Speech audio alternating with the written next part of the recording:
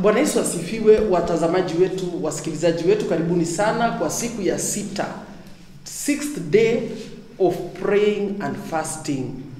Tumekuwa na itilafu kidogo kwa mitambo na ndio maana hatukukuja kama vile tunafanyanga kawaida, lakini bado ni maombi. Jua kwamba kwa maombi adui pia anatafutanga kutuua moyo ama kutukatisha tamaa, lakini wapendwa, jua kwamba tulipochagua kutoka siku ya kwanza kwamba tutaomba siku 21, bado tunafuatilia. Haleluya.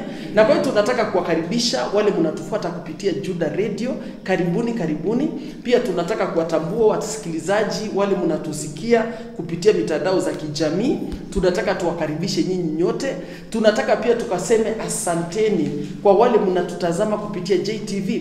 Kumbuka msikilizaji, mtazamaji, maombi hayo ni maombi yakiwa na madhumuni ama ya makusudi ya kumaliza kwa ushindi. We shall finish strong. That is our declaration. Na kwa hiyo hivi unapoingia kwa mtandao za kijamii, jaribu kubonyeza pale, andika I will finish strong. Kwa Juda Radio, tuma message kwa namba hizo za Juda Radio 0713999333 ukisema nitamaliza kwa ushindi. Ukiwa pale kwa JTV, tuma message kwa namba za JTV. Hiyo iko kwa screen yako 0713999444. Nitamaliza kwa ushindi ama I will finish strong. Watazamaji, wasikilizaji, kwa kila siku Mungu amekuwa akituongoza na amekuwa akitupa kifunguu ya kuweza kuelekeza siku na yale tunapaswa kujua. Kumbuka kwamba kifunguu inakufungulia room, na kwa kila siku tumekuwa tukipata mafundisho, na ndiposa ningependa kukuhimiza pia ukarudi kwa siku ya kwanza ukaweze kujua yalisemwa yaliendelea aje. Kwa muda wako ule utapata, jua kwamba tuko kwa siku ya 6, siku 5 yameshapita ya kufunga na kuomba, na leo tuko kwa siku ya 6 na kuna kifunguu Mungu anaenda kutupatia. Na kwa hiyo nataka ukaweze kukua kabisa chonjo. Kumbuka kwamba kwa kila vita kuna maagizo. Msikilizaji, mtazamaji, wacha ukafanye kama vile maagizo ya ile sehemu ama ya hiyo particular prayer. And in this particular prayer we are all the time declaring I shall finish strong. Kitambo siku 21 zinaisha, tutakuwa na masiku 21 ya kukiri I will finish strong. Kwa hiyo usiruke. Hata kama siku yako ni ya kwanza leo, unaweza kurudi na ukaweze kuandika. Bwana Yesu asifiwe. Kwa labda wale wanatupata kwa TV, kwa radio, hiyo itaeleweka. Lakini kwa watu wa mtandao unaweza kwenda kwa Juda Prayer Center, hiyo page utatupata kwa mtandao, na utaweza kuona day 1, day 2, day 3, day 4, day 5. Yote zina vifunguu, na kwa kila siku Mungu alitujalia akatupatia vifunguu. Kwa hiyo wasikilizaji, watazamaji, kabla hatujaweza kusonga mbali ama kwenda sana, ningependa kukaribisha mtumishi wa Mungu Pastor Tabi akaweza kutufungulia kipindi kwa maombi. Karibu sana mtumishi wa Mungu. Asante sana. Tuweze kuomba.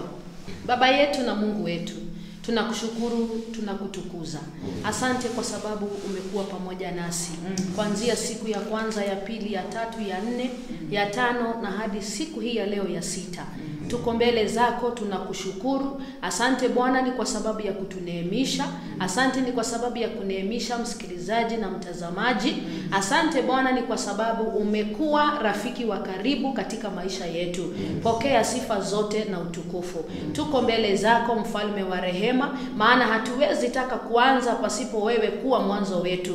Hatutaki mfalme mwema kuanza kuomba pasipo wewe kututangulia Bwana. Na ndiposa tuko hapa tukiomba Roho wako Mtakatifu akaweze kuwa sehemu yetu jioni hii ya leo, akaweze kutufundisha, akaweze kutukumbusha, akaweze kuonekana katikati yetu siku hii ya leo. Tuko mbele zako mfalme wa rehema, ukawachilie rehema zako Bwana. Tunapoenda kuanza Mungu wetu, wacha mfalme tukaanze pamoja na wewe. Fikia kila mmoja ambaye anatutazama, kila mmoja ambaye anatusikia Bwana, mfikie kwa njia ya kipekee. Ni kwa sababu wewe ni Mungu mwema. Tunaomba Bwana ukawe pamoja nasi. Wacha wema wako na fadhili zako Bwana zikaendelea kutufuata Mungu wetu kwa ajili ya utukufu wa jina lako. Tunakuhimidi, tunalihimidi pia na jina lako, ni kwa sababu wewe ni mwema. Asante Mungu wetu, asante Baba yetu wa mbinguni. Asante Roho Mtakatifu, maana wewe ni mwema katika maisha yetu. Na ni katika jina la Yesu Kristo zote tuseme amen. Amen, amen, amen. Asante sana Pastor Tabi. Msikilizaji wetu, hapo tumeanza kipindi kirasmi. Mungu anatusaidia na tunataka kukukaribisha, tunataka kukuhimiza, unaweza kushirikisha wengine ibada hii. Wapendwa, tunataka kukuwa na zile nguvu ukiita rafiki yako na mimi niite wangu, tutakuwa na nguvu. Haleluya. Kwa hiyo tunataka kuwa encourage wale mko kwa mitandao za kijamii, kindly share, kindly comment, keep the program alive. Hii ni maombi, na ni maombi ile kila mmoja wetu tunataka kuweza kuona kwamba tunapoenda kumaliza hii mwaka kwamba tunamaliza kwa ushindi. Msikilizaji, inawezekana mambo mengi sana yamefanyika changamoto kwa maisha yako, lakini jua kwamba maandiko inasema mwisho wa jambo ni bora kuliko mwanzo. Kwa hiyo usiangalie mazingara ukakufe moyo, usiangalie mazingara ukakate tamaa. Wacha ukaamini hata sasa Mungu, hata kama kuna vitu bado siyaoni, ninatumaini kwamba nitayaona, ninatumaini kwamba yatafanikiwa, ninatumaini kwamba yatafanikiwa, kwamba nitafaulu hata kwa zile miradi nilizo ndani zake, hata wakati inaonekana giza ni mnono, hata wakati tumaini haionekani lipo. Lakini watazamaji, wasikilizaji, tunapoomba Mungu anabadilisha hali zetu. Tunapofunga na kuomba, kuna mapepo zitatoka, kuna zile vitu hatungeweza kuzishinda kwa ukawaida. Wasikilizaji, watazamaji, ingelikuwa labda umeomba peke yako, jua kwamba these are corporate prayers. Hii ni maombi wengi wanaomba nasi kupitia sehemu tofauti, mataifa tofauti. Tunataka kusema asante sana kwa wale mumeendelea nasi tangia siku ya kwanza. Tunataka kushukuru Mungu kwa sababu ya comments zenu tumeziona. Tunashukuru Mungu kwa sababu ya nyinyi kuendelea kukua na sisi hata kwa lisali hili la maombi. Wapendwa watazamaji, ni vizuri kukubaliana. Maombi ya makubaliano ni mazuri. Na kwa hiyo hata siku hii ya leo tena tunaenda kukubaliana, tunakuwa na kifungu lingine. Na wasikilizaji watazamaji, hii ni siku ya 6, kumbuka ni siku ya 6. Na siku ya 6 ni vizuri sana kuelewa kwamba nambari 6 ni ile namba ya mwanadamu. Bwana Yesu asifiwe. Na kwa hiyo tunahitaji kiwango ya juu ili tukaweze kushinda mwili. Tunahitaji kiwango ya juu ili tukaweze kushinda masiku ya mpinga Kristo. Wasikilizaji, tunahitaji kiwango la juu. Na ndiposa leo hii tunasema ndio, hata kama majira ni hayo ya namba 6, wapendwa, tutamaliza kwa ushindi. Tutamaliza kwa nguvu. Wasikilizaji watazamaji wetu, kifungu yetu ya 6 ni imani ama faith. Faith, imani. Haleluya. Na kabla hatujaingia kwa hayo mafundisho, labda uko pale unasema mimi niko nyuma, mimi nilikosa siku ya kwanza, mimi hata sijui mnafanya nini. Nataka kupatia nafasi mtumishi wa Mungu Pastor Agnes akakuelekeze vifungu tulipata kutoka siku ya kwanza. Karibu sana Pastor Agnes. Bwana asifiwe. Tunashukuru Mungu kwa sababu ya uwezo wake na nguvu zake kutuwezesha hata kufunga hizo masiku. Kumbuka kweli kwa sababu ya mwili ni mdhaifu, lakini kwa uwezo na nguvu za Mungu tunaweza kutembea kuendelea katika hii maombi ya 21 days of fasting. Kifunguo ya kwanza Mungu akatupatia ni kifunguo cha nguvu au strength ya kuzalisha zile maono na zile ndoto ambazo Mungu ashatupatia. Haleluya. Inawezekana kuwa ukatunga mimba, lakini nguvu za kuzalisha yule mtoto ikakosekana. Kwa hivyo Mungu akanatupatia nguvu ndiposa tukazalishe chochote kile ambacho Mungu ameweka katika maisha yetu. Haleluya. Kwa hivyo na wewe usiachwe nyuma. Pokea hizo nguvu, ni kwa maana Mungu ameziachilia. Kifungu ya pili nayo ni fruitfulness, yani kutoa matunda. Tukasoma maandiko katika Yohana 15, Mungu akasema ni yeye alituchagua ili tukaweze kuzaa matunda. Ni kwa maana kupitia kukaa ndani ya Kristo sisi ametuhesabu kama ni tawi ndani ya the vine. Yeye Kristo ndiye vine, na tukikaa ndani ya ile vine, yani Kristo, tutazaa matunda mengi ili Mungu naye akajitwalie utukufu. Haleluya. Kifungu ya tatu nayo ni obedience. Tukasoma maandiko katika kitabu cha Yoshua. Wana wa Israeli walipokuwa wanaenda kuteka ule mji wa Yeriko, waliambiwa wakauzunguke ule mji siku 7 na wakipiga tarubeta. Haleluya. Hawakutumia silaha za mwanadamu, lakini wakatumia tarubeta. Tarubeta ni chombo cha uimbaji, lakini kwa sababu ya kutii venye waliambiwa, zile kuta za Yeriko zikaanguka. Kwa hivyo ni lazima tukamtii Mungu asemapo, hata kama itakaa ni ujinga kwako wewe, kubaliana tu na Mungu, maana yeye akisema hivyo ndivyo itakuja kutendeka. Haleluya. Kifungu ya 4 nayo ni kuamini katika ile maombi ukiomba. Maandiko ikatuambia katika kile kitabu cha Marko, chochote tuombacho na tuamini kwa moyo yetu kwamba imetendeka, hilo jambo litatendeka. Haleluya. Kwa hivyo ni nini wewe iliko kwa moyo wako? Ni lolote gani lile unataka kuomba, omba ukiamini, kwa maana Mungu atausongesha ule mlima. Haleluya. Akasema hata utaambia mlima ukang'oke na ukatupwe baharini, na yule mlima ukitupwapo baharini hautakuwa tena. Haleluya. Mungu akatukumbusha akatuambia kuna milima ambazo hazitaondoka, ni kwa maana kuna zile baraka, kuna milima ya baraka, hizo hazitaondoka, lakini zile milima zinakupinga usikaingie katika baraka zako. Hizo ndio Mungu anasema tuamini kwa roho zetu zimetoka na zikatupwa baharini. Haleluya.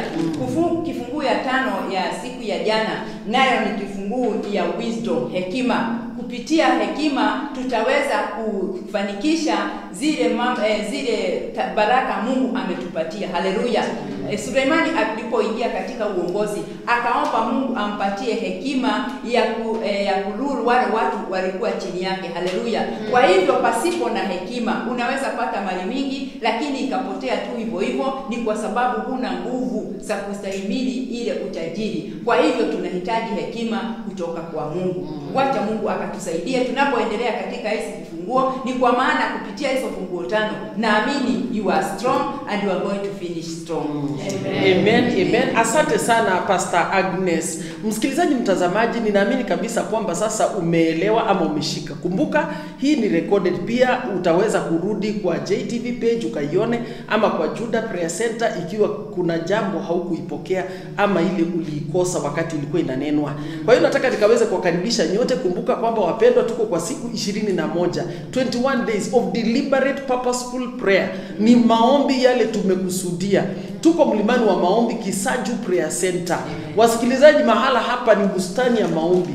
Yale yanaendelea hapa ni kufunga na kuomba, na watu kwa kweli wamemtafuta Mungu. Hao tuko nao wengi ni waombezi, wamekuja kumtafuta Mungu, na wako wengi mlimani. Ni vile tumechagua kukua kwa hii room watu wachache ili tukaweze kuingiana na wale tuko kwa mtandao, wale mnatutazama kwa JTV, wale mnatusikiza kwa Judah Radio, ili tukawe na corporate prayers ama tukawe na maombi ya makubaliano. Kwa hiyo nataka tushukuru Mungu sana kwa sababu ya leo. Nataka tukaweze kusoma, wasikilizaji, watazamaji, kifungu yetu ya leo ni faith, na hiyo tutakuwa tunatoa kitabu cha Luka, habari za yule mama mjane, kutoka ule mstari wa 1 nafikiri inaenda mpaka wa 8. Na kwa hiyo unaweza kutusomea Pastor Sam kwa haraka haraka kwa lugha ile Mungu anakujalia. Soma Luka 18, chapter 18, kwa habari za yule mama mjane, yule alienda kwa hakimu kila kukicha, kutoka ule mstari wa 1, kutoka mstari wa 1. Msikilizaji, mtazamaji, hayo ni maandiko umezoea kuyasikia, lakini Yesu anaulizia habari ya je, atapata hii imani? Wacha tukaweze kusoma kutoka ule mstari wa 1 ndio. Luka 18 hadi 1 mpaka 8 I think. Okay. Maandiko yanasema, and he spoke a parable unto them to this end, that men ought to pray always and not faint. Verse 2, saying, there was in a city a judge which feared not God, neither regarded man. And there was a widow in that city, and she came unto him, saying, avenge me of my adversary. And he would not fear, he would not for a while. But afterward he said within himself, though I fear not God, nor regard man, yet because this widow troubleth me, I will avenge her, lest by her continual coming she wears me.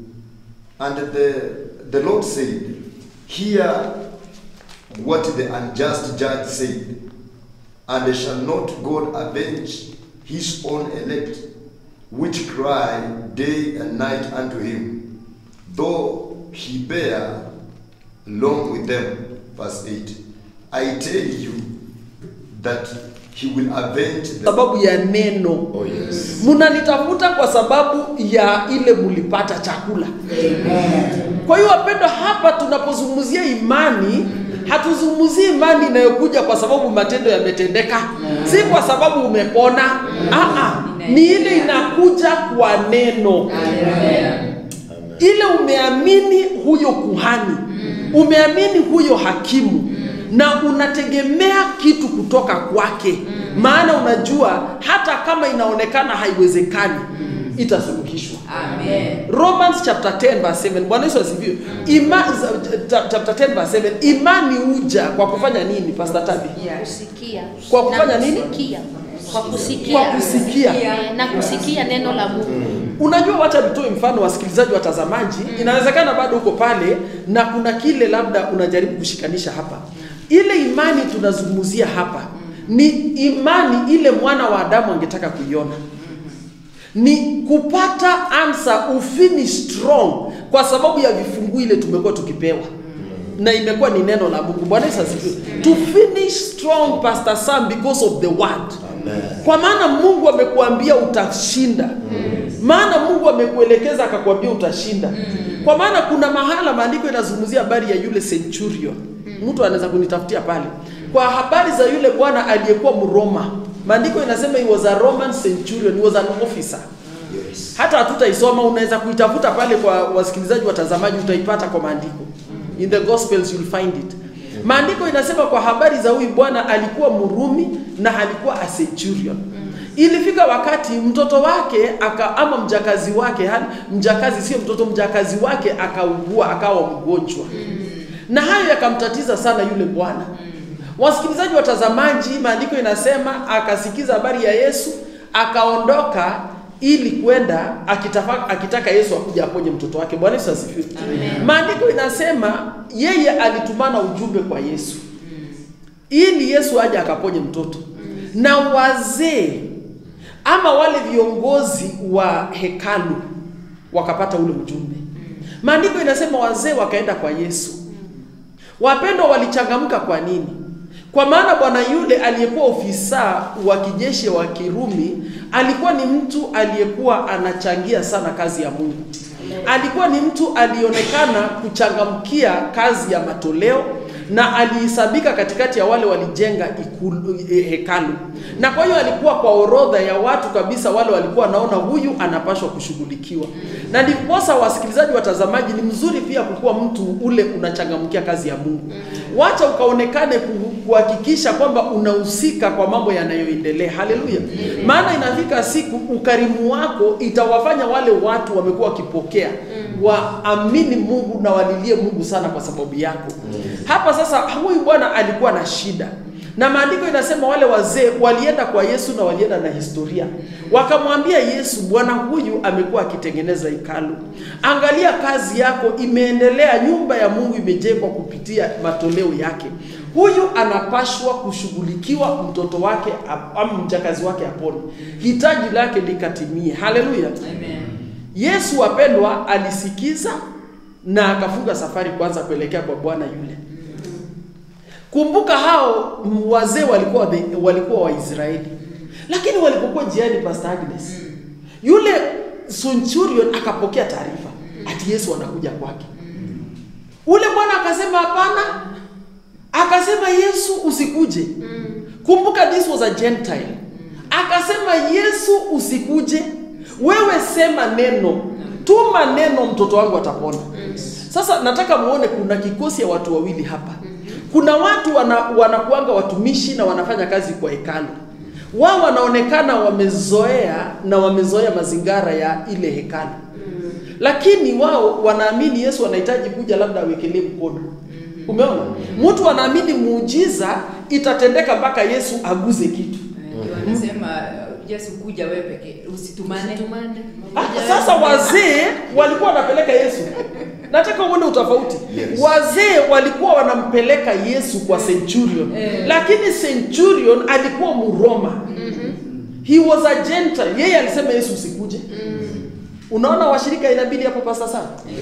Kunaye wale wanaamini kwamba hakuna kile kitabadilika isipokuwa uwekelewe mikono, ukunywe mafuta, umwagiwe chumvi, upewe kifagio, upewe fimbo ya Musa. Kunaye watu kama hao, baadhi ya watu wanaomwabudu Mungu. Lakini watazamaji, wasikilizaji, maandiko inasema kuna imani inayokuja kupitia neno. Yule msenturi alijua huyu anaelekezwa kufika kwangu has authority over the word. Yeye akajua hahitaji chumvi ifike hapa. Hata sihitaji nitumiwe mafuta. Tuma neno. Neno pekee. Umeshika hiyo sagni? Tuma nini? Neno. Watazamaji, kutoka starehe ya kwanza mpaka leo Roho wa Mungu ametupatia maandiko na amekuwa anatupatia neno tumalize kwa ushindi. Na leo anatuambia ikiwa tutakuwa na ile kutamani kushika ile neno na kuamini na kuweka uamuzi kwamba Mungu mambo yote yanawezekana, kwamba tumeamini Bwana kama vile umenena na wacha ikawe. Watazamaji, hatuhitaji kukuambia nunua kifunguu kwetu.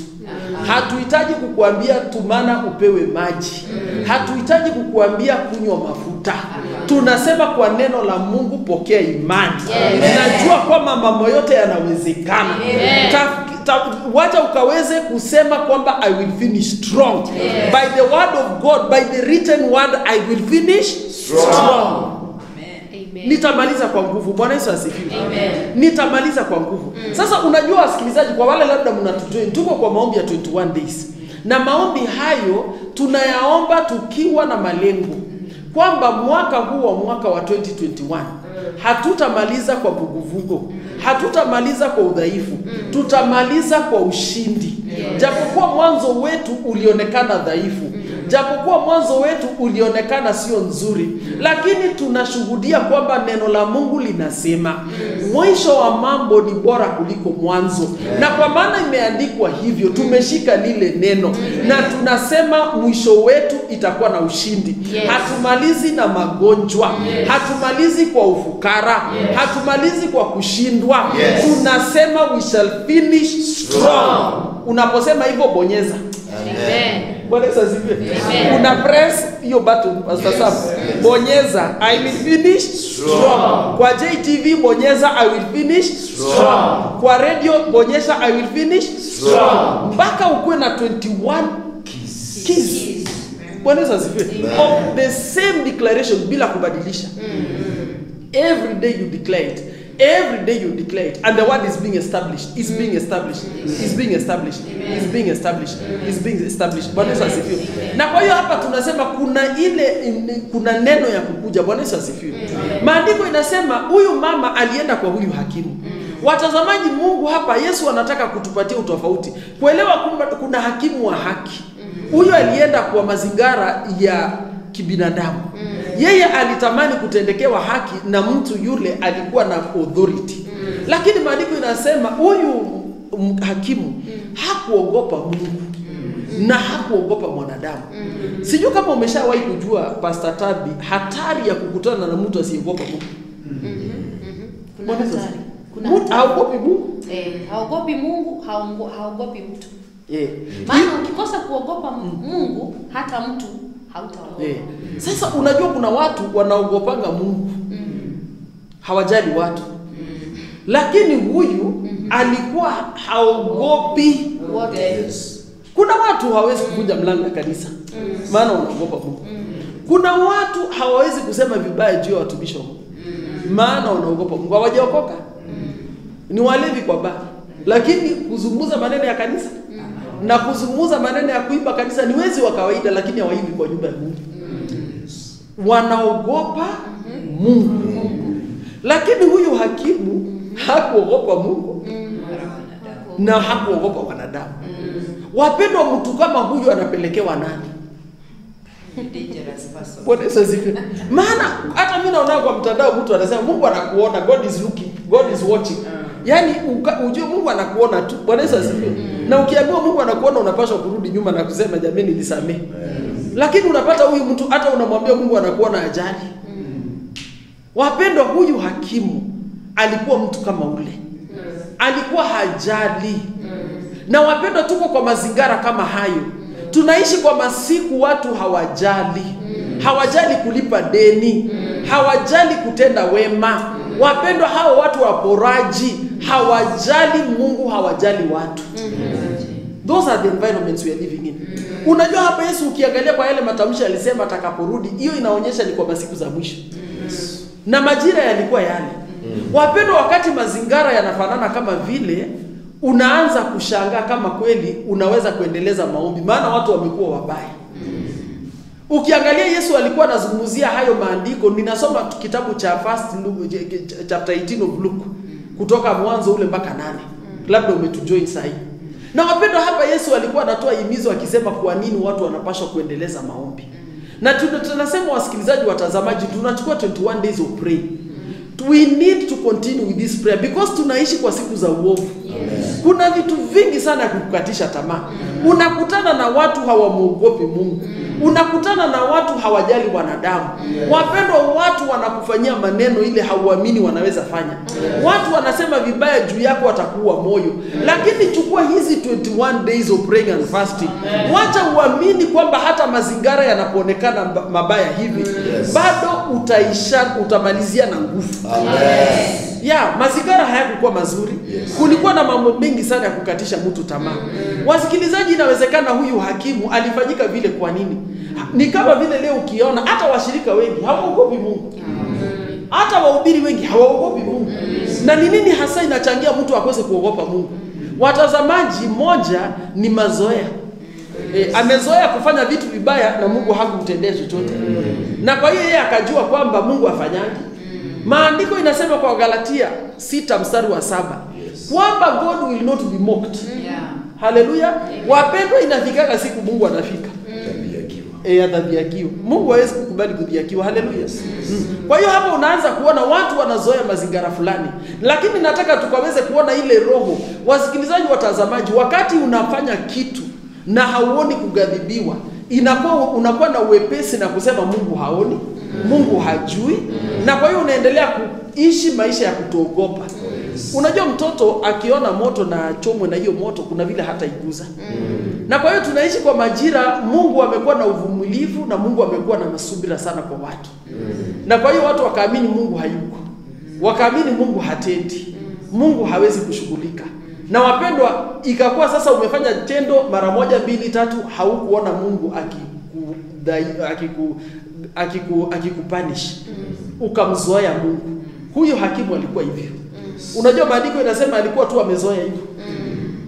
Alikuwa hakukuwa na justice kwa watu wanyonge. Maana tumwangalia taswira yule mama mnyonge. Wasikilizaji, huyu ni mama alikuwa mama mjane. Angepashwa kushughulikiwa. Na kwa hiyo unaweza kukua kwa plot, umefanyika mtu kabisa hauna chochote. Lakini utapata unagadhibiwa pale. Unapata umeoleka kwa jamii, mume wako amekufa, hapo wewe ndio unanyang'anywa shamba. Badala ya kutendewa haki. Wapendwa, ni kwa sababu mazingara ni yale. Wakati watu hawamuogopi Mungu na wala hawadhamini wanadamu. Hayo ndio mazingara mama huyu aliishi. Na unajua sasa unapata ule hakimu hajali chochote, hapo kwa authority na hajali authority. Yeye anafanya mambo za kwake. Inawezekana hakukuwa anaona faida atapata kwa huyu mama. Hakukuwa anaona huyu mama akiwa na rushwa. Hakukuwa anaona huyu mama akiwa na uweza ya kubadilisha chochote kwake. Na kwa hiyo wasikilizaji, watazamaji, hata leo unapotafuta kazi kwa makampuni mengi, utapata kuna mambo mengi ya kukua moyo. Inawezekana uko kwa maombi haya 21 days. Unasema na mimi natafuta kazi. Na mimi naomba Mungu anifungulie milango ya kazi. Na msikilizaji, mtazamaji, unapoangalia imekuwa kipindi kirefu ukitembea kwa ile barabara, haukuona ukifanikiwa. Inawezekana uko pale kuna makaratasi unatamani kabisa ukaweze kukubalika, lakini unaona kuna hali inafungilia. Watu wamekuwa waovu. Wengine wale wanazipata sehemu zile, wanapata hiyo makaratasi, ni watu wanatoa rushwa. Lakini uko pale umefanana na huyu mama. Msikilizaji, mtazamaji, leo tunashika imani. Tunashika imani kwa Mungu. Tunashika imani, wapendwa, si kwa matendo tu zile zimekuwa zikitendeka. Lakini tunasema Mungu amesema kwamba tunapoendeleza maombi, wanadamu wasichoke kuomba. Wapendwa, tutafanikisha mambo yale tunatamani kuyaona. Na tutamaliza kwa nguvu. Tutamaliza kwa ushindi. Ni kwa maana tumeona moja aliye mdhaifu kwa majira ya uovu, na wapendwa akafanikiwa. Mama huyu alifanikiwa kwa yale majira, Pastor Agnes. Majira hayakuwa mazuri. Kulikuwa na mambo ya kumkatiza tamaa. Hakukuwa na mtu anamsaidia. Wapendwa, yeye mwenyewe alihusika. Pastor Sam, hakutumana maombi kabisa. Hakutumana. Pamoja na udhaifu. Hakusema prophet niangalilie. Niangalilie laini. Alionekana wanaweza zime. Hii tunasema, wapendwa, hii si mambo na kutumana. Hapa onekana kwa jina la Yesu. Amini, just let us believe God. Kwa maana tumeishi kwa Ukristo vuguvugu sana. Wapendwa, there is no such thing as being you sit back. alafu unasema jameni, mnapoenda muniende pia. Wapendwa, mama huyu, mafundisho ile tunapata ni imani ya mtu kukua naye kwa Mungu. Ni imani ya mtu kuamini kwamba kwa neno lako Mungu mambo yote yanawezekana. Huyu alikuwa na ile imani. Na unajua hii imani nazungumzia sasa ni imani ya kuteka vitu kupitia neno la Mungu. Wapendwa, mara nyingi sana watu wale wanakuwa watu hawajali na wale watu hawazingatii ukweli. Ni watu wengi wale unafika hawaogopi Mungu. Ukiangalia kwa undani sana, wamepuuza neno. Wamepuuza neno. Nataka tukaangalie hiyo kwa kitabu cha Yeremia. Bwana Yesu asifiwe. Ukiangalia kwa kitabu cha Yeremia, pastor, watumishi wa Mungu na pamoja wale mnatusikiza pale, utaona kwamba kuna mahala ama kuna sehemu kwa kitabu cha Yeremia 36. Wapendwa, kulikuwa na mfalme aliitwa Jehoakim. Ukisoma habari zake, hata labda tukaishike kutoka ule mstari hapo, mstari wa 26, ukaone hapa kwa mstari hii ya soma kitabu cha Jeremiah chapter 36, praise God. Ya Jeremiah chapter 36, ukisoma nataka ukasome, kuna mstari hapo nataka tukaone kwa sababu wao watu walikuwa pia wanaomba. Haleluya. Soma huo mstari wa 9. Inasema, in the 9th year of the 5th year of Jehoiakim son of Josiah king of Judah, a time of fasting, people before the Lord. Haleluya. Hiyo moja tu inatosha. Bwana Yesu asifiwe. Wametangaza nini? Fasting. Sisi na sisi tunafunga. Wametangaza fasting. Wapendwa, Jeremiah chapter 36 verse 9. Walitangaza fasting. Na walipotangaza fasting pia soma sasa hiyo mstari wa 10. From the room of Gemariah son of Shaphan the secretary, which was in the upper courtyard at the entrance of the new gate of the temple, Baruch led to all the people at the Lord's temple the words of Jeremiah from the scroll. So unaona sasa Biblia ikafukuliwa kama vile tumekuja hapa. Umeona tunafunga na tunaomba, tunasoma Biblia. Wapendwa, tunazungumzia leo imani. Imani inayokuja kwa kusikia neno la Mungu. Lakini nataka ukaangalie kwamba wapendwa, haitoshi kufunga. Haitoshi kufungua Biblia na kusema sasa tunafungua scroll. Kile utafanya na neno baada ya hapo ndio cha msingi. Soma mstari wa 24. The same book. Yeah. Lakini hawakuogopa wala hawakurarua mavazi yao, wala mfalme wala watumishi wake, hata mmoja wa waliosikia maneno hayo yote. Unaona sasa watu wengine kama ule hakimu hawakuogopa wala hawakujali. Soma mstari wa 25. Walifanya nini instead? Hata hivyo Elnathani na Delaya na Gemaria walikuwa wanamsihi mfalme asiliteketeze gombo lile, lakini hakukubali kuwasikia.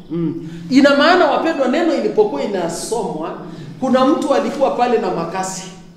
Akikata maandishi akisema hiyo sitaki, anaitupa kwa moto. Na hii inanigonga sana. Inakuacha ikugonge kabisa, kwa sababu unaona vile ni moto gonga mtu naye mwambie mtu. Wajua hapo pastor sana. Wajua apostle, tunaishi nyakati kama hizo. Ndio. Na nyakati hizi ambazo tunaishi ni kweli ni nyakati za hatari. Kwa sababu watu wanapenda kusikia yale ambayo masikio yanapenda kusikia. Na kwa hivyo mfalme huyu ni taswira ile ambayo inatuleta katika hali ya kujua tunadili na kina nani.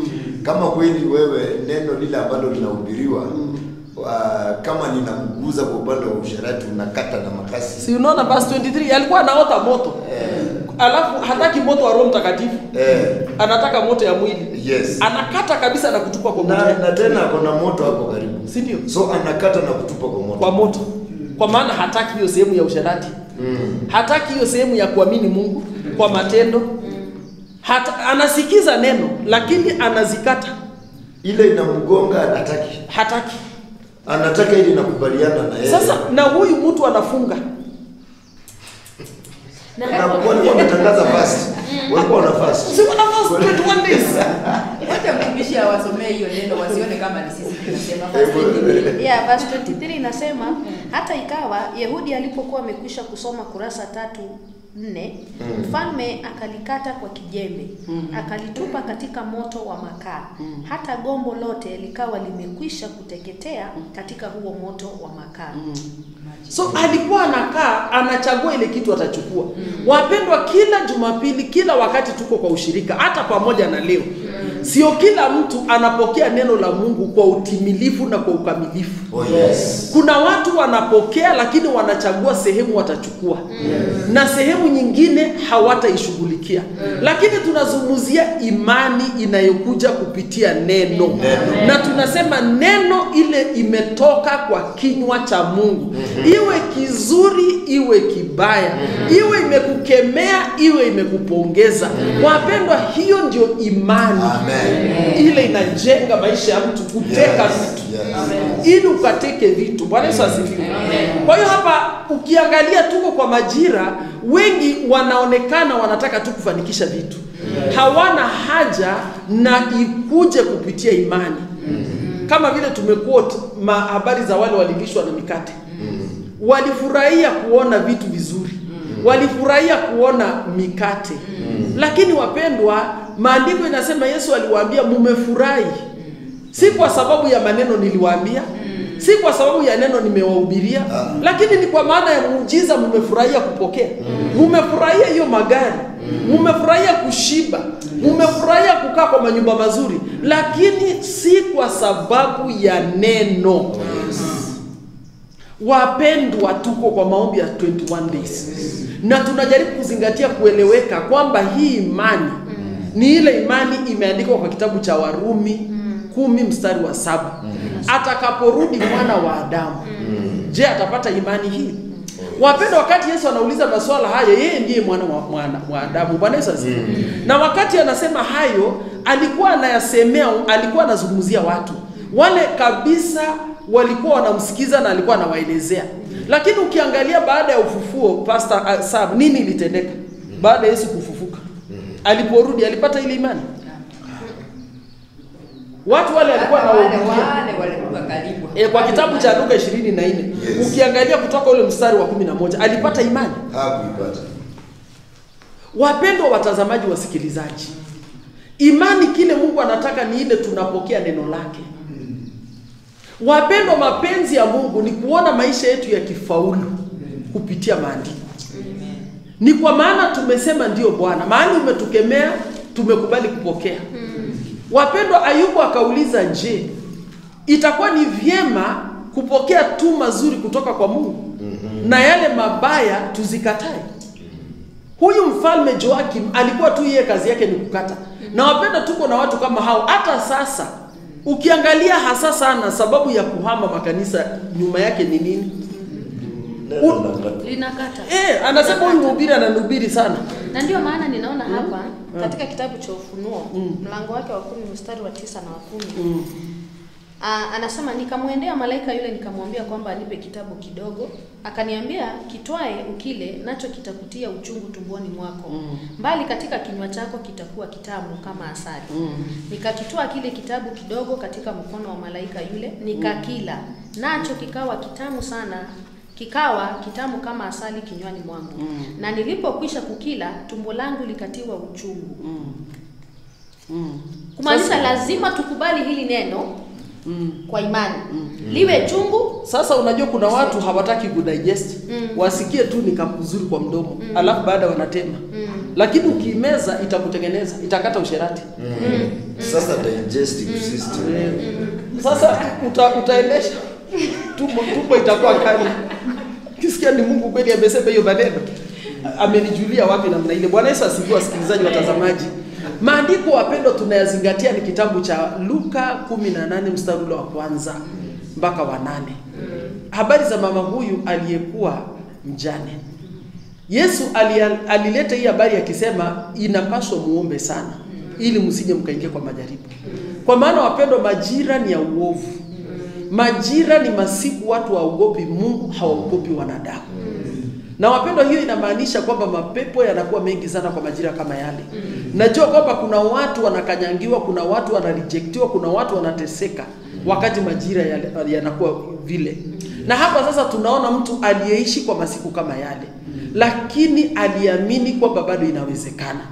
Aliamini kwamba nikifuatia nitapata kumaliza kwa strength. Aliamini kwamba mimi sitakata tamaa. Wapendwa, aliamini kwamba huyu hakimu anapaswa kunitendea haki. Wapendwa, ikiwa leo sisi, wewe na sisi hapa, tukaweze kukubali na kusema Mungu sasa ndio hakimu wetu. Tukakumbuke kwamba Mungu yeye ni zaidi ya wanadamu. Wapendwa, tukaamini Mungu anatutakia mema zaidi ya vile wanadamu. Na wapendwa, tukaweze kufuatia Mungu kwa hayo masiku 21 days. Na tukaamini that we shall finish strong. Kumbuka kwamba hatari ni gani? Ni kupokea neno na kukata sehemu hautaki. Hatari ni gani? Shida si kufunga. Nilikuja kugundua Pastor Sam, kumbe watu wakuangi na shida kufunga chakula. Hata wanadini wanafunganga. Hiyo digestive system. Wakati mwingine ni pesa haiko. Kufunga sio shida. Nimekuja kutambua kufunga kwa watu sio shida. Joakim alifunga. Lakini wakati scroll ililetwa na Baruch, yale maandiko Mungu amesema kupitia Jeremiah, hiyo ilipofunguliwa na kusemekana sasa imeandikwa hivi, akasema wakisheni moto. Bwana Yesu asifiwe. Akawapenda kuna moto aina tofauti. Kuna moto ile inachomanga uovu kwa maisha ya mtu, na hiyo ni moto ya Roho Mtakatifu. Lakini kuna moto ile mtu anasikia kujifariji. Mtu anasikia kubembeleza mwili. Ule moto ule Petero alikuwa anaota wakati alikuwa anasaliti Yesu. Wapendwa, ilikuwa ni abembeleza mwili wake.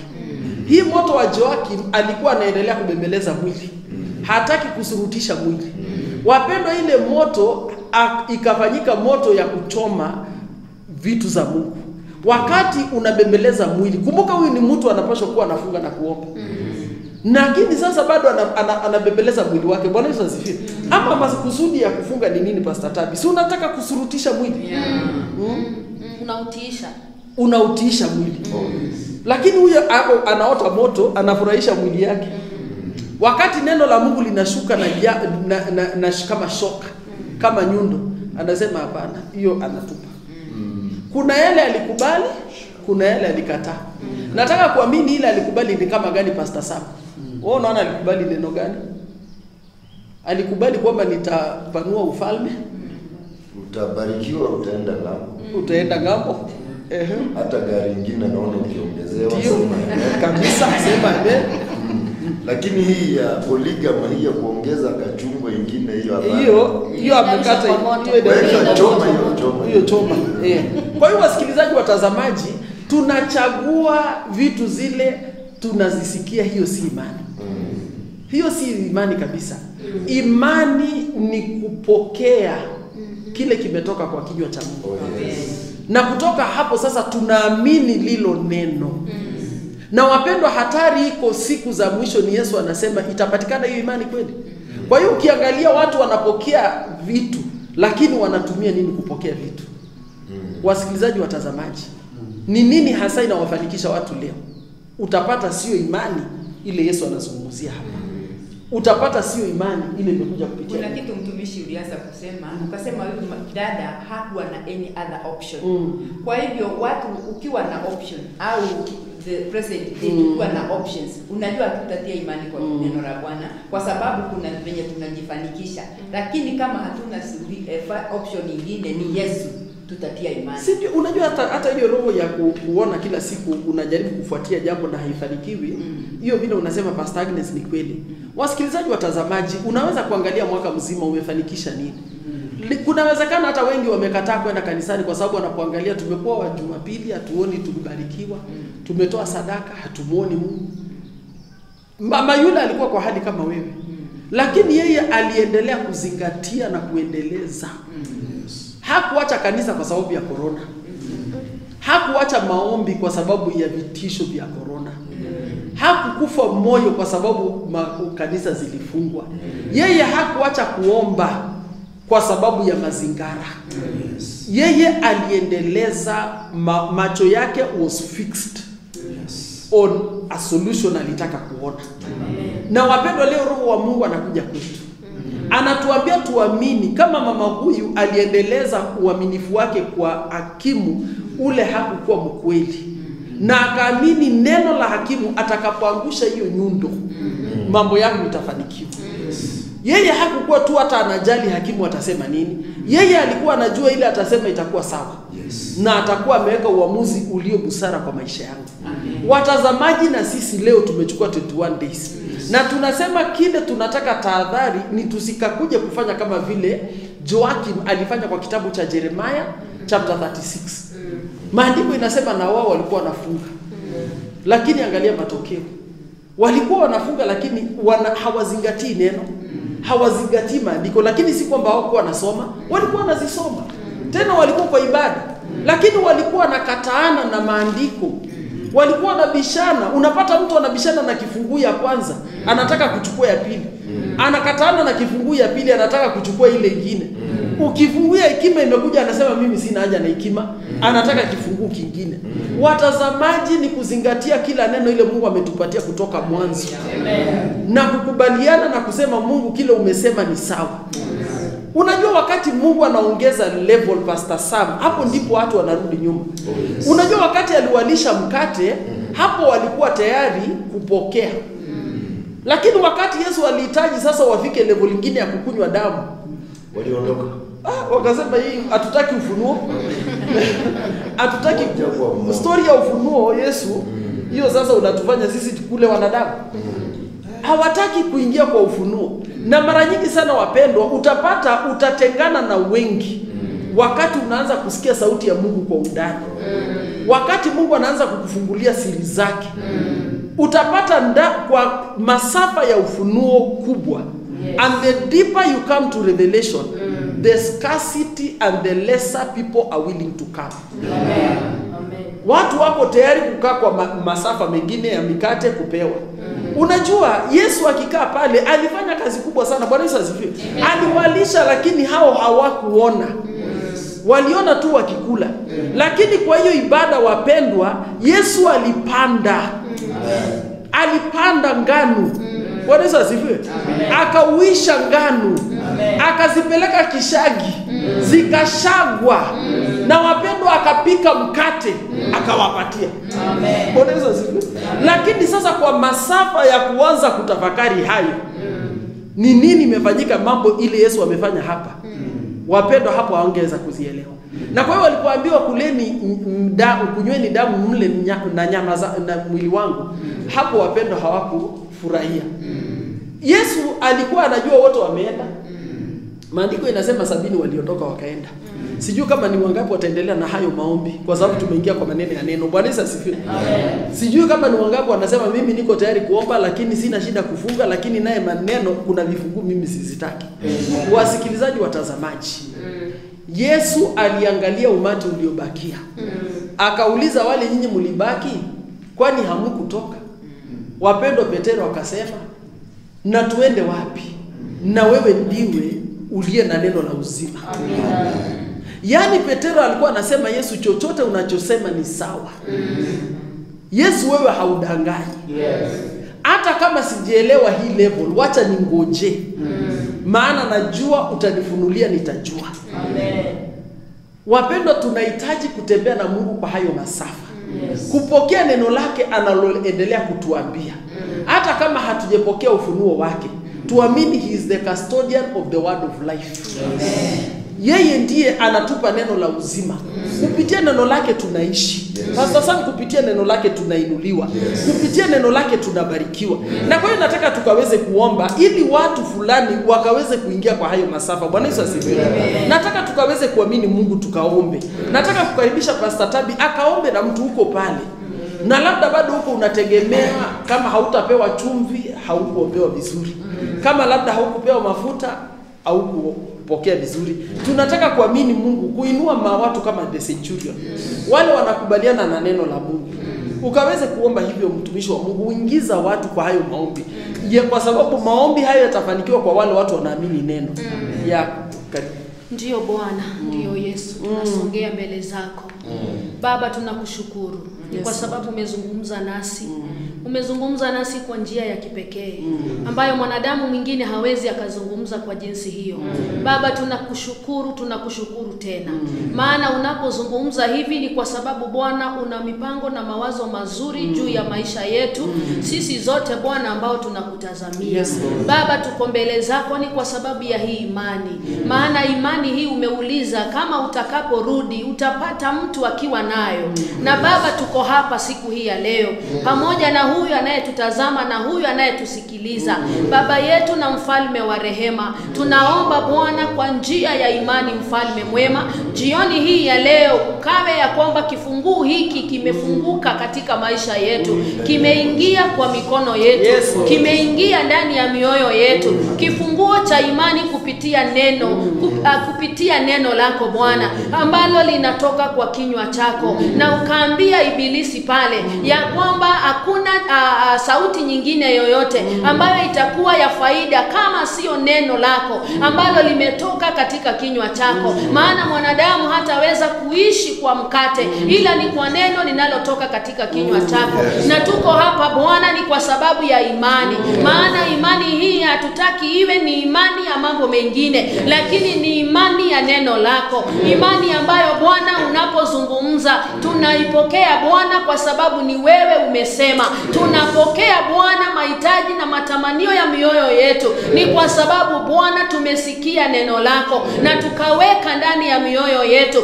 na tukakubaliana na neno hilo, na ndiposa Bwana kupitia kwa njia hiyo tukaweze hata kupokea Bwana. Tuko mbele zako mfalme wa rehema. Baba, tuko mbele zako. Wakati mwingi tumetoa imani yetu kwa neno lako na tukaweka imani yetu kwa mambo, tukaweka imani yetu kwa watu. Baba, kwanza kabisa tunatubu katika jina lako takatifu kwa sababu ya nyakati ambazo tulitoka kwako Baba, tukatazamia plan B, tukatazamia option B. Baba, tuko hapa mfalme kama huyu mama ambaye alikuwa ni wa ulimwengu huu na alikuwa anapatana na hakimu ambaye alikuwa ni mdhalimu na akapata haki yake Bwana. Hii ni dhihirisho kwamba mfalme, tutakapo kuchukua wewe kuwa nafasi ya kwanza, hakika mambo yatatimika katika maisha yetu. Hatutateseka tena, hatutalemewa tena, hatutapatana na shida tena. Ni kwa sababu Bwana ni wewe tumeweka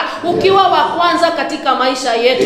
Tunakuja mbele zako Bwana, tunajiweka leo mbele zako, tunajiweka leo mbele zako. Tunakutambua wewe peke yako, tunakutambua wewe peke yako pamoja na neno lako lote ambalo unanena kwa ajili ya maisha yetu na juu ya maisha yetu na ndani ya maisha yetu. Baba, twaja mbele zako. We surrender before you Lord. We surrender before you Lord. We surrender before your word. Maana neno lako linapozungumzwa Baba yetu mambo yanatendeka. Na hii neno Bwana ndio unauliza kwamba kuna mmoja atakuwa na neno hili wakati ambapo nitarudi kwa ajili ya mwanadamu. Baba, tuko mbele zako mfalme mwema. Tunaomba utusaidie Bwana. Masikio yetu siku ya leo ikasikie neno lako. Mioyo yetu siku ya leo ikatafakari neno lako na wema wako katika maisha yetu. Ili Bwana tunapoenenda na tunapotenda mambo Mungu wetu tukatende kwa imani ambayo inatokana na neno lako. Baba, tuko mbele zako ni kwa sababu wewe ni mwaminifu. Fikia kila mmoja wetu Bwana. Wacha funguo hii ya imani Bwana ikaingie sasa katika sehemu zote za funguo ambazo tumeshika kuanzia siku ya kwanza kufikia siku ya leo Bwana. Wacha ufunguo hii Bwana ikawe sehemu yetu katika biashara zetu, katika kazi zetu, katika huduma zetu, katika wito, katika taifa letu la Kenya, katika jina la Yesu Kristo. Na funguo hii tunajitwalia katika jina la Yesu ya kwamba Bwana na Mungu wetu tumekatana na maneno yote. Tunaweka neno lako mbele zetu, tunaweka neno lako ndani yetu na juu ya maisha yetu, ili Bwana tunapogeuka kushoto na kulia, juu na chini, neno lako Bwana likaonekane katika maisha yetu. Bwana, tunakuinua, tunakutukuza. Ni kwa sababu ya huyo mmoja ambaye anatutazama siku ya leo, ambaye anatusikia siku ya leo na ameenda katika plan B akakosa kufuatia neno lako. Baba, tunakuomba tukiwa mbele zako ya kwamba Bwana kukawe sasa na urejesho, kukawe sasa na mrejesho, akaweze kusikia sasa, akaweze kusikia kabisa neno lako Mungu wetu, na likawe funguo katika maisha yake, likawe funguo katika maisha yake, maana wewe ni Mungu mwema. Baba, tunakuinua, tunakusifu Bwana. Asante kwa kutusaidia jioni ya leo. Asante Bwana kwa kutupenda jinsi hii Mungu wetu, ukatupatia funguo hii ambayo Bwana ni ya imani kupitia neno lako. Tusaidie Mungu wetu, tusaidie mfalme wa rehema, maana wewe ni msaada wetu, ngao na kigao. Mfalme, tunasema pokea sifa zote, maana zote ni zako. Asante Yesu, asante Roho Mtakatifu, na ni katika jina la Yesu Kristo tumeomba na hata kuamini. Amen, amen, amen, amen. Asante sana Pastor Tabi. Wasikilizaji, watazamaji, bado tuko kwa maombi 21 days. Maombi ya uamuzi kwamba tutamaliza kwa ushindi. We shall finish strong. Kumbuka kuendelea kupost hapo kwa social media. Tafadhali share, let us encourage one another. Let us become our brothers keepers. Tuseme hatumalizi kwa vuguvugu. Yes, the environment may refuse. Environment inaweza inashuhudia hata labda huko kwa kitanda ya maumivu, lakini wacha ukakubaliane nasi kwamba haitaisha hivi, utamalizia kwa nguvu. Wasikilizaji, watazamaji, tunaamini Mungu kwamba kwa sababu ya Mungu itakuwa salama.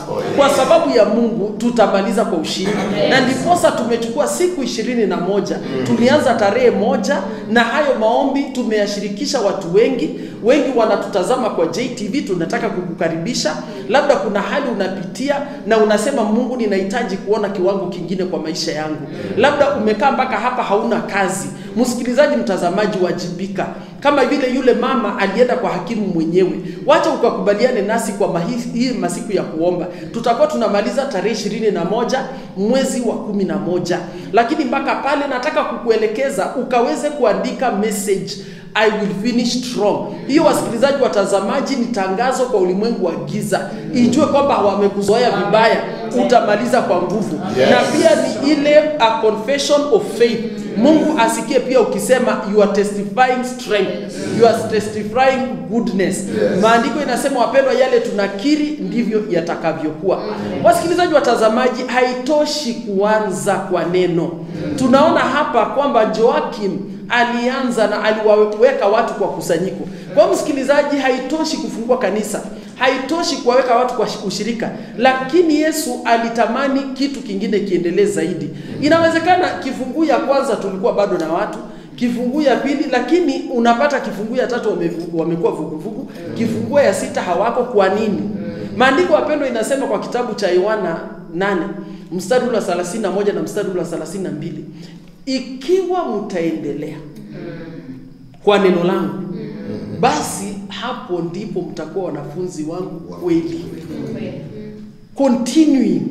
Umeona? Maana kwa kucontinue, wasikilizaji, watazamaji, hapo ndipo unaendelea kupokea ufunuo. Hapo ndipo unaendelea kujua ukweli. Na wapendwa, hapo ndio unaona mtu anatafuta makasi na kuanza kusema sasa hii siitaki. Ni kwa kuendelea ku get deeper in the knowledge of the truth. Kwa hiyo nataka nikaweze kuomba Pastor Sam, ukaweze kuomba neema ya kuendelea. Maana the word of God, the word proceeds. Neno la Mungu, Mungu hachangi kusema, ni sisi tunaachaga kusikia. The word proceeds, the word proceeds, the word that proceeds from the mouth of God. Lakini sisi ndio tunaachanga kusikia. Unapata wengine wanakaa na neno ya last year. Unapata hata sasa wengine hawabadilishi mahubiri. Wanatumia neno hiyo moja hiyo, wanahubiri hiyo, wanachanga pesa na hiyo, hawabadilishi. Wapendwa, maandiko inasema ikiwa utaendelea. Ina maana unapaswa kupita kiwango hiyo na kuingia kiwango kingine. Wacha ukaweze kuomba hiyo neema ikawashukie wengi, ili neema ikainuke na ikakue. Amen. Tuweze kuomba. Baba Mungu wa milele, mfalme wa ajabu. Yes Lord. Tunakupa sifa na tunakuinua, maana umetuleta mbali. Tumeweza kuona uaminifu wako mfalme, ulinzi wako juu ya maisha yetu. Yes Lord. Na ndipo sababu mfalme, kupitia kwa neno hili tunasema wacha na iwe hivyo kama vile umenena. Yes Lord. Wacha iwe hivyo kwa ajili ya maisha yetu. Yes Lord. Wacha na iwe hivyo kwa ajili ya jamii zetu. Wacha na iwe hivyo kwa ajili ya kazi zetu. Maana huu ni upanga ukatao kuwili. Yes Lord. Baba, tunakubali pande zote za upanga. upanga. Tunakubali upande wa kushoto na upande wa kulia. Maanake hili ni neno lako mfalme, linalotoka kwenye kinywa chako. Ninakupa sifa Baba mfalme kwa ajili ya neema hii. Ninaomba neema ya consistency kwa ajili ya watu wanaotutizama, wale wanaotusikiza na wale wanaotufuata kupitia kwa mitandao ya kijamii, na hata kwetu sisi tulio mahali hapa. Ninaomba neema ya kuendelea. Ninaomba neema ya kuendelea, ya kwamba hakuna mmoja wetu Baba mfalme atakayesimamia njiani. Ninaitisha nguvu mpya mfalme, ninaitisha neema mpya Jehova, ili tukazidi kuendelea katika neno. Tukazidi kutafakari neno hili, maana ni kupitia kwa kulitafakari neno hili tutapata kufanikiwa. Asante Baba mfalme, maana wewe ni mwema. Asante maana unatuwazia mema. Ninaomba Baba kwa jina la Yesu ya kwamba unatuvusha viwango vingine. Tunapolitafakari neno hili, unatuvusha viwango vingine katika upeo mwingine, ya kwamba tukaweze kulitafakari neno hili tunapoendelea mfalme. Bariki Baba mfalme kila mmoja. Wacha Baba mfalme tunapokaa na kulitafakari neno hili, wacha tukapate kuhuishwa mioyo zetu. Wacha tukarejeshwe Baba mfalme katika makusudi na mapenzi yako. Asante Baba mfalme, maana wewe ni mwema, na ni katika jina la Yesu ninaomba na kuamini. Amen, amen, amen. Wasikilizaji, kumbuka kwamba Yesu kila kukicha bado anatamani kunena na kanisa. Na kwa hiyo tukiendelea kila siku tukisikia, tutapata maagizo na tutapata uelekezi.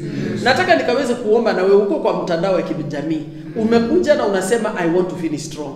Uko pale kwa JTV unasema mimi mtumishi wa Mungu ninashuhudia nitamaliza kwa nguvu. Inawezekana unatusikiza kwa Juda Radio unasema nitamaliza. Nataka tukubaliane kwa maombi pamoja na sisi tulio hapa.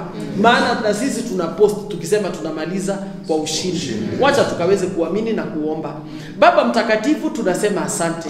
Ni kwa maana Bwana umetuelekeza vyema. Na Bwana umetupatia kifungu ya 6 kwamba kwa imani tutashinda. Baba tunakushukuru ni kwa maana Bwana umetupatia neno hili. Asante Baba, ni kwa maana wenye haki watashinda kwa imani. Wacha na leo Mungu tunapotabiri juu ya maisha yetu. Angalia wengi wanaotazama kwa mitandao za kijamii wakishuhudia kwamba watamaliza kwa nguvu. They will finish strong. Wacha na ikawe wakamalize kwa ushindi. Baba, wacha na wengine wanaotusikiza kwa Juda Radio Bwana wakamalize kwa nguvu. Baba, wengi wanaotutazama kwa JTV wacha wakamalize kwa nguvu. Baba, tunashuhudia kifungu hii ya 6 inafanya kazi. Baba, ilifanya kazi kwa walioamini, waliotutangulia mbele. Ilifanya kazi kwa Abrahamu, ilifanya kazi kwa Daudi, ilifanya kazi kwa mitume, ilifanya kazi kwa manabii. Nasi leo Mungu tunasema ndio Baba, tunaamini hata na sisi tutafaulu na tutamaliza kwa nguvu. Tutamaliza kwa nguvu. Tunatabiria mwaka wa 2021. Mwaka wa 2021 sikiza. Tunamaliza hii mwaka kwa ushindi. Tunamaliza tukiteka baraka zetu. Tunatangaza kwa mwaka wa 2021. Tutamaliza kwa afya. Tutamaliza tukiwa tumepanuliwa. Tutamaliza tukiwa tumeinuliwa. Tutamaliza tukiwa tumeteka baraka zetu. Tutamaliza kwa nguvu. Tunatangaza hakuna vuguvugu. Tunatangaza hakuna kushindwa. Tunasema tutamaliza tukiwa tumekamiliza. Tutakamiliza maono katika jina la Yesu. Katika jina la Yesu. Baba, tunakiri na tunapokea kwa imani Baba ushindi. Tunatangaza ushindi. Tunatangaza kwa imani ushindi. Msikilizaji, tangaza ushindi. Tangaza ushindi. Tangaza ushindi. Maana imani ni mambo ya kutazamia, mambo yanayokuja hata kabla hayajafika. Tangaza, tangaza, tangaza ushindi. Imani ni kutangaza. Tangaza umeshinda. Tangaza nguvu. Tangaza, tangaza kwa jina la Yesu.